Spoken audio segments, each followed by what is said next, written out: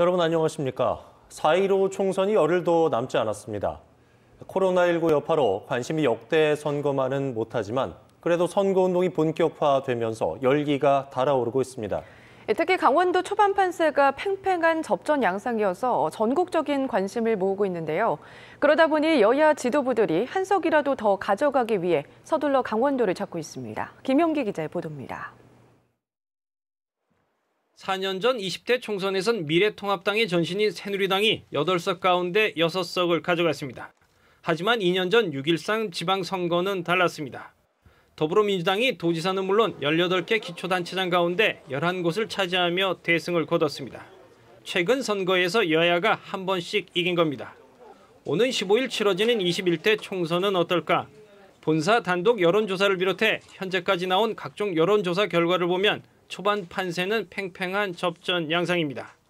민주당은 전체 8석 가운데 서너 석 정도를 기대하고 있고 통합당은 4석은 가져올 수 있을 것으로 전망하고 있습니다. 초반 판세는 이처럼 엇비슷하지만 강원도도 민주당보다는 통합당이 좀 더 다급해진 모습입니다. 코로나19 사태 대처에 대한 정부 평가가 좋게 나오면서 다른 지역처럼 야당의 정권 심판론이 생각만큼 먹히지 않기 때문입니다. 강원도 표심을 더 끌어오기 위한 중앙당 차원의 지원 사격이 빨라지고 있는 이유입니다. 민주당은 공식 선거운동 시작 다음 날인 지난 3일 이낙연 상임선대위원장이 강원도를 찾아 일하는 사람이 필요하다며 일꾼론으로 표심을 공략했습니다. 통합당은 유승민 의원에 이어 김종인 총괄 선대위원장이 강원도를 방문해 과반 의석 확보를 위한 강원도민의 변함없는 지지를 호소할 예정입니다.